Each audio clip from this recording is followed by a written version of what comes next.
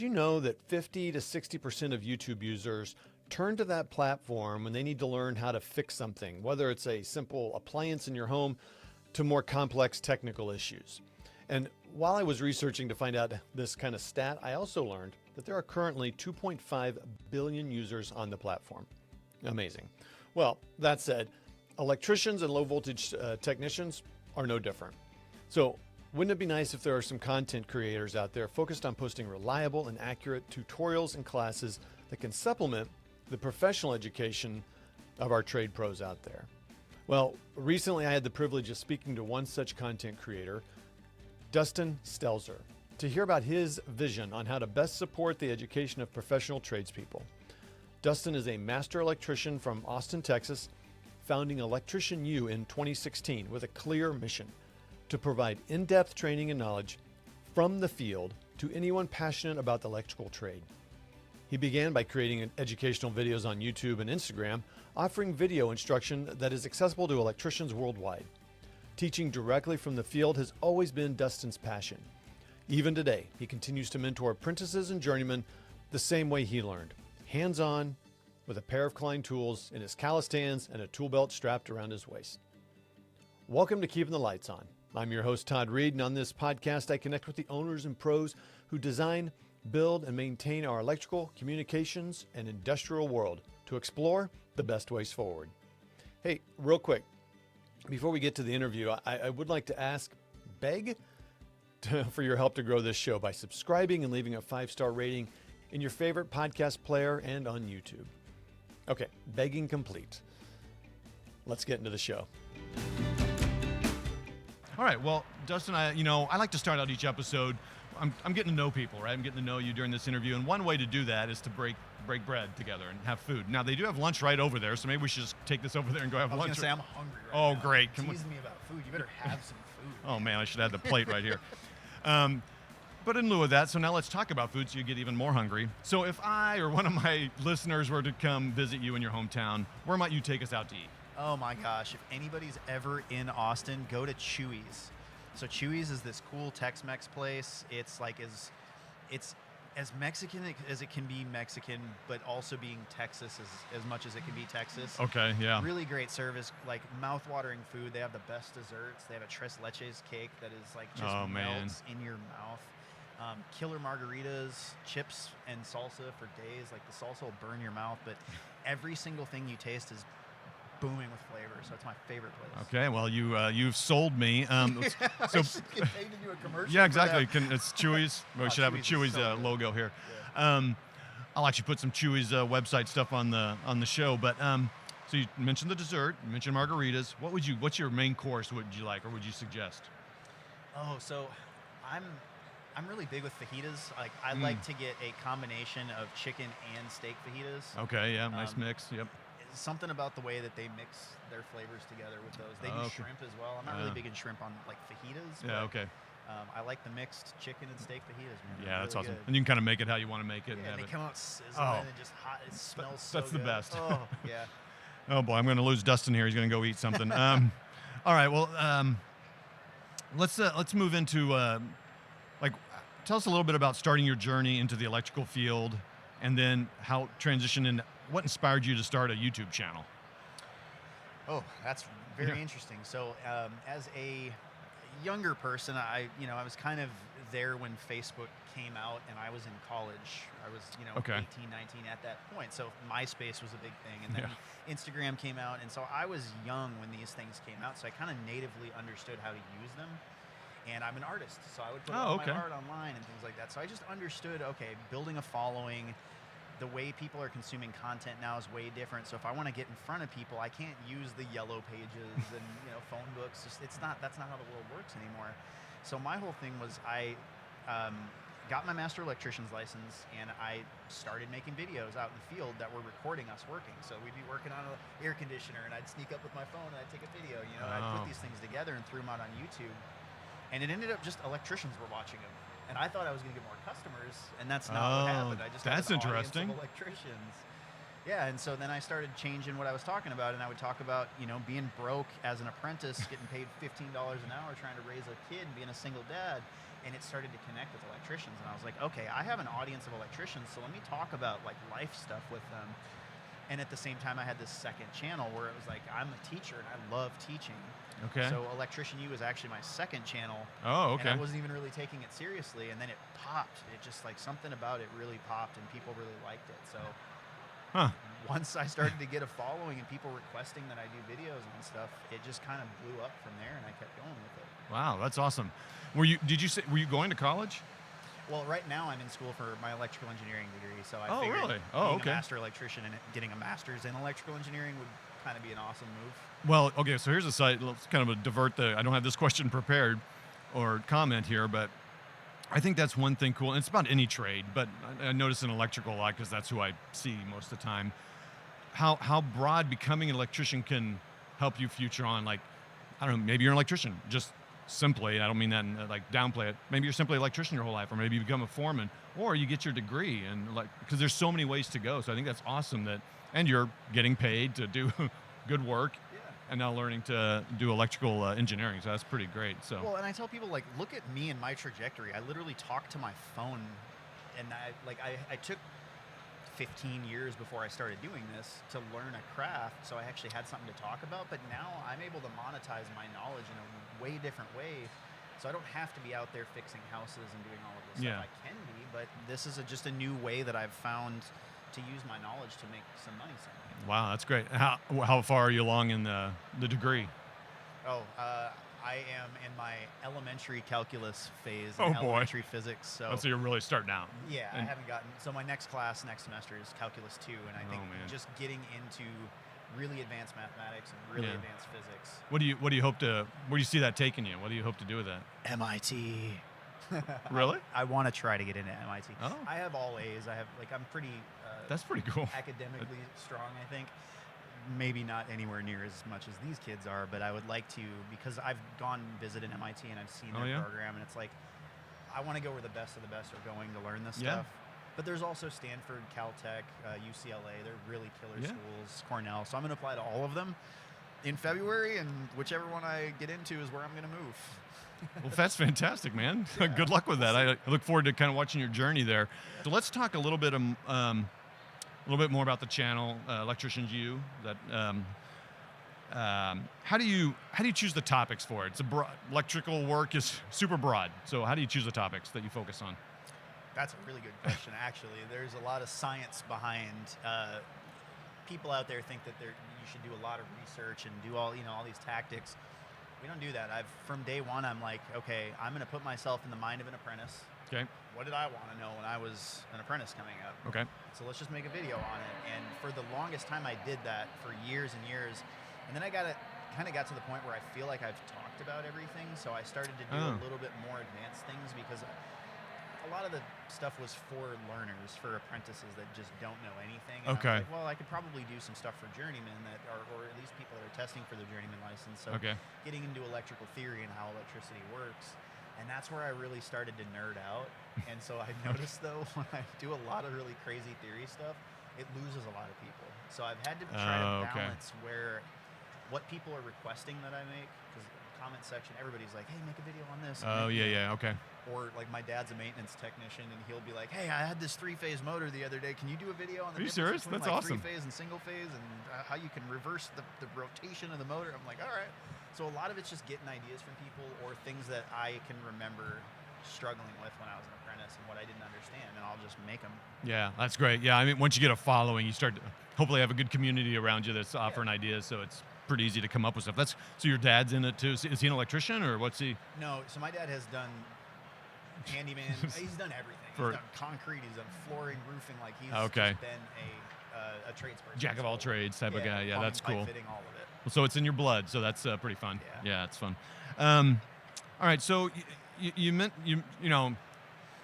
I guess I could ask if it's just about being an influencer, but I can already tell it's more than just being an influencer, right? Just trying to. For the record, that word makes me want to throw up in my mouth. Oh, perfect, great. I prefer people call me a content creator or an electrician. Okay. I'm not here trying to influence people to do anything. I'm trying to help people, and I think what sets Electrician U apart from the average influencer is that I'm trying to build a brand and I'm trying to help people. Okay. So I'm actually trying to build a business and find, problems in our industry and help fix them. Okay. All right. So you've mentioned that you want to be more than that. Can you maybe expand a little bit more on the vision you have for it and how you want to leverage the platform to make that difference? Yeah, so there's a lot of problems that we face, right? There's just the skills shortage. We have less people coming into this trade than we have leaving the trade, and less people that are interested in it in general. And I think trying to make content and do things that are interesting to kind of make electricians sexy, sort of. Not that I am in any way, but like I think Sure. Making media in a way that reaches younger people and Okay. showing them a cooler side of what we do. A lot of people, when I get them into this trade, they fall in love with it. And it's just playing with stuff with your hands like you used to do with blocks as a Yeah. kid. Sure. And so you put some drills and saws in kids' hands and you let them cut through some stuff and put things together. And then when they flip the switch on, it works. The light comes on. There's this very simple connection. And I think part of that connection was lost when we stopped putting trade programs into schools. So we actually started a nonprofit called Close the Gap, where we're trying to approach sponsors, because we work with a lot of sponsors, manufacturers, tool companies and stuff like that, to get them to donate salaries for teachers. And then we've built a curriculum. We have a whole learning system that we're about to launch in November that is business facing and electrician facing, but it teaches from the very beginning all the way through electricianhood about code and safety and theory and all of it. Okay. So I think two parts, like we need to be able to get kids in contact with fixing stuff again. And I think in schools is a really great place to put that back in. So are you thinking about focusing on high school age? Is that kind of what you're thinking? Yeah, well, at high school age, so we are also writing textbooks and doing things for colleges, because a lot of colleges already use our content to teach with. Okay. There's a huge gap in curriculum. They don't have a good curriculum. Okay. A lot of times it's like second-year apprentices that are leading the class teaching first-year apprentices. Oh, and so there's okay. a real strong need for solid education. But I think for the schools to adopt it, it's not football, right? It's not going to bring in the kind of money that football brings Yeah. into a high school. But I think Sure. as long as the salaries are paid for and the curriculum's delivered, if we could go to a high school and say, we've got all of your objections overcome here, all you got to do is just put somebody in place and start bringing some kids into the classrooms. Okay. It just makes things easier. Yeah, I just was overhearing someone talking about, I think, being interviewed by the other podcast hosts about that. Kind of just like, we just don't have as many. I mean, I took shop class. I'm not even really a hands-on techie guy, but I remember taking wood shop class and learning how to use the drills and making some really bad boxes and stuff. But that was mine doing, not the teachers. But well, you got to think too. There's a lot of kids in trade schools right now. So Yeah. to think that like maybe it wouldn't be popular in high school for kids to take this, they're graduating high school and then realizing they don't want to go to get a degree, and they're going and paying for this knowledge from a trade school. Well, yeah, right. But the cool thing about those in high school, right? Someone's going to go like, oh wow, I really enjoy this. Yeah. Can I get paid to do this? Oh yeah, there's Yeah. actually a whole career for you in whatever field of construction. Yeah, that's awesome. Have you noticed what are some of the challenges and what are some of the biggest gaps you've seen in that you want to fill first? Like in the education side of things. Well, the thing that I want my brand to be known for by the time I die is actually giving our industry a standard sort of curriculum, a standard of things to know. Because we do talk to a lot of colleges, we talk to a lot of trade schools, we talk to union, we talk to the IEC, like non-union schools, and fundamentally they all have a education problem. It's either that the teachers don't do a good enough job teaching because they're just maybe a first-year journeyman that's getting thrown into a program to start teaching, and maybe they don't really understand things very well. So raising the standards of the educators, but also raising the standards of the educated, and giving a common curriculum for everyone. And the funny thing is, I think that video has changed education a lot. So before it was like reading books, and if you didn't know math, a book that has math in it looks really intimidating. Oh, it's like another language. It is another language. Yeah, but like once you start giving videos, so we're writing a textbook right now, and it's got QR codes next to every single thing. So if a student isn't in the classroom, they can just watch videos, and I'll sit and explain everything to them. So I think bringing education to people in a way that's a lot easier for them to come across is an easy thing to do with digital media. So you mentioned schools, NICA and other organizations. How do you think your strategy or your vision works with what they're doing, with the schooling that they're doing and the training they're doing? Well, because we talk to a lot of them, we realize they're using our videos for a reason.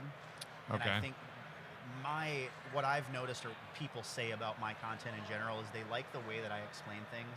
Okay. A lot of my videos will say like, oh, I've gone through 4 years of schooling and in 30 seconds you just cleared up something I've been wondering for 4 years, Okay. that my instructor couldn't teach or whatever. So I think there's a value on the instructor side in giving them resources to make their jobs easier, but also just connecting understanding to the students. Okay. A lot of students like struggle with tests. They don't do well in class environments. Sure. But you show them a video of me putting in a breaker and hooking it up. They're like, oh, I get it all of a sudden, Okay. So So just creating resources, I think, was the answer to your question. okay. Well, no, yeah, that's good. I mean, I think someone's going to learn differently. Everyone learns differently, and you might say something like, "Oh, it syncs with me," or maybe it doesn't. I need to hear it from Mary or Bob or somebody else. So Absolutely. it's just another resource to educate them. So that's really cool. Yeah. All right, got it. So obviously video, and I want to say new tech. I was going to ask a question about how do you see incorporating new technologies in what you're doing now? Video's not new, obviously. YouTube's been around a long time, and it's obviously kind of basic, honestly, really.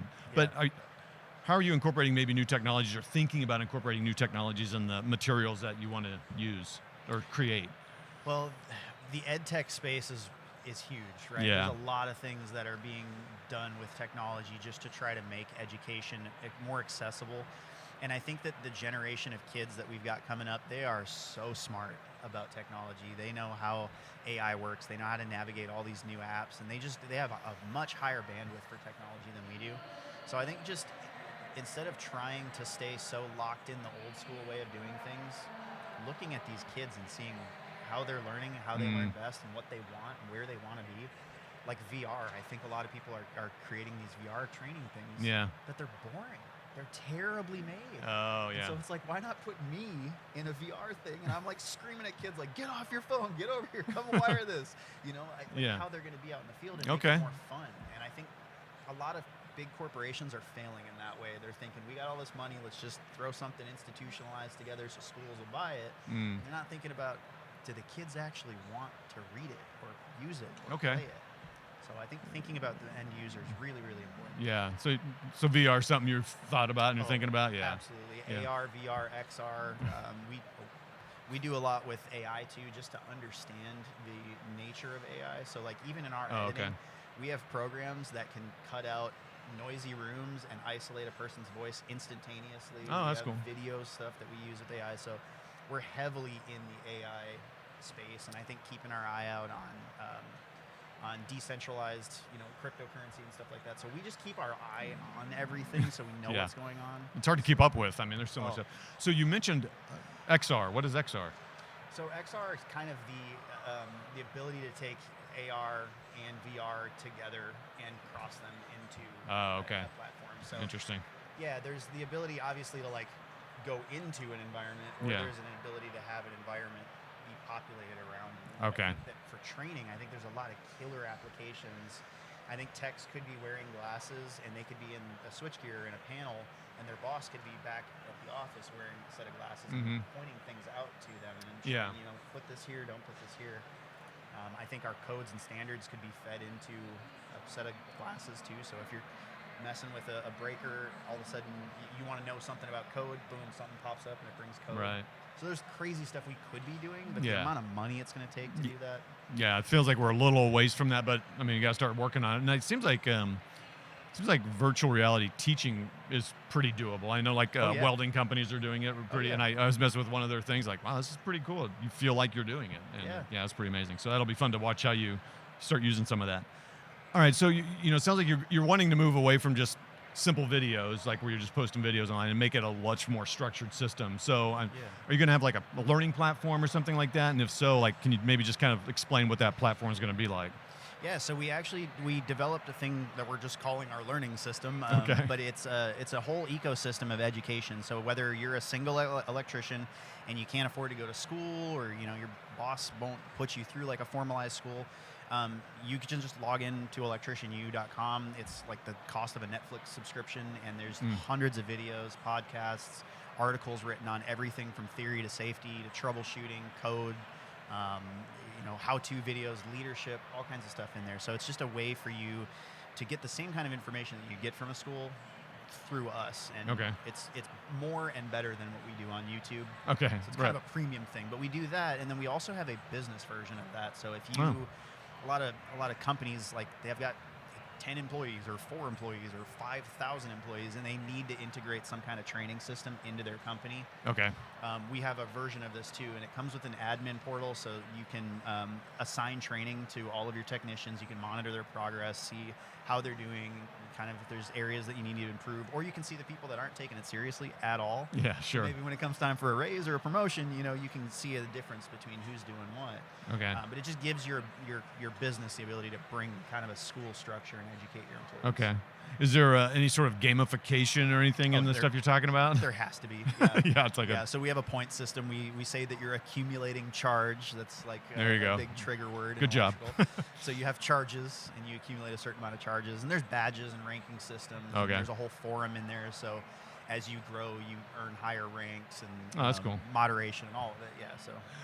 Well, kind of like looking ahead, what are some longer term goals or visions you have that you're willing to share out with the world out there that you want to, how you see this evolving? Like what would you like to see in like 5 years or 10 years?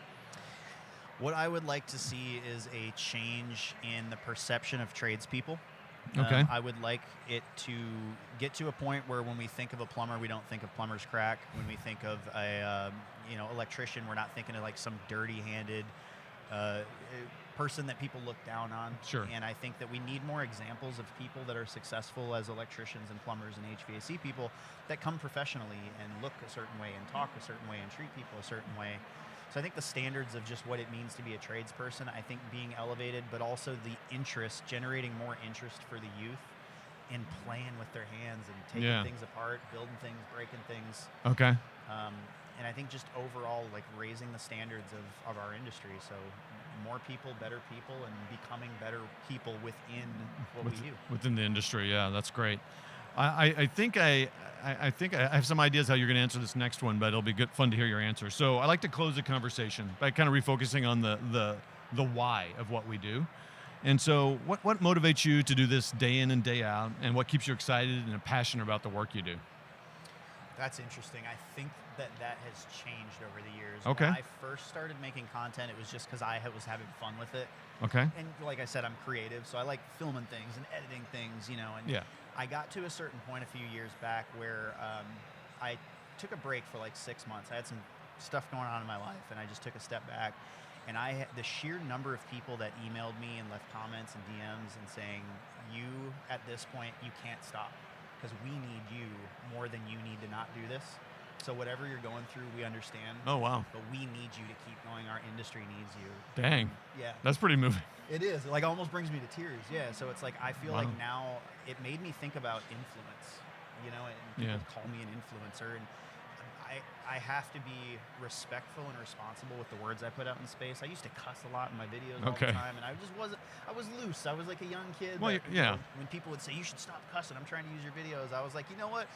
Go watch someone else. And I was just like abrasive about it. But once I started to think about, I have an impact and people are listening to what I say, and I think I should be more respectful of their ears and more respectful of what I'm doing. That's fascinating. Well, because I'm sure you were wanting to be authentic, right? You didn't want to be fake or something, and that's who you are. I mean, that's. But if it's limiting, if my language is limiting a whole subsection of people that cannot access it, that's really irresponsible of me to do. So wow, I keep the unclean stuff on YouTube, but like the other stuff that we make. Oh, sure, that makes sense. Yeah, interesting. Yeah, that's an interesting thing about the social media side. Like, I don't know, just being who you are versus, so you can still be authentic and, like you said, language or whatever it is that you don't want to keep people away from your stuff that want it, especially if they're wanting to show it to high schoolers or something. You're like, oh, okay, now I got to think about that.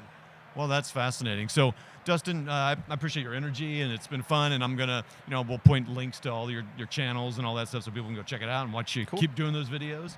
And I have to get to Chewy's, and yeah, definitely. Got to get. I got this jalapeno ranch, man. It's like slightly green-colored ranch, but oh my god, it goes so good on everything. That's awesome. Chewy's, you should pay me a sponsorship, by the way. Yeah, exactly. Yeah, we'll send this to Chewy's. Maybe we can get you some money. But anyway, they're serving lunch right now, so maybe we can go get some lunch. But cool. So thanks for taking the time out of the show. I know it's a busy NECA show for you, I'm sure, and it's been great talking to you and sharing your excitement with the audience. Yeah, thanks for having me on. Yep, It's a great. pleasure. Well, that was my conversation with Dustin Stelzer, founder of Electrician U. You can connect with Dustin and what he's working on by heading to the links in the show notes. I would love to hear what new technology you use or hope to use to supplement the education of your professional trade teams. Email me your ideas at podcast@graybar.com. Hey, if you enjoyed this episode, you can help us grow the show by subscribing and leaving a 5-star rating in your favorite podcast player and on YouTube. Thanks for listening to this episode of Keeping the Lights On. We'll see you next time.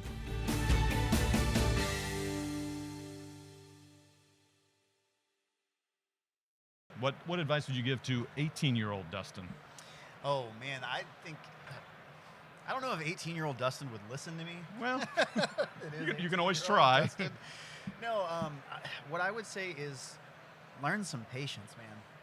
I was always that kid that like had a chip on my shoulder, had something to prove, wanted to show all the older men around me that I was worth something, and That's interesting. so I made a lot of mistakes because I was a bull in a china cabinet. I was rushing in. I was like asking all these questions and wanting to learn, and I was eager, but it was like eagerness for the sake of being eager instead of just realizing that I'm playing a long game and this is a career. Wow, that's interesting. Yeah, so I Wow. think that's what I'd tell myself.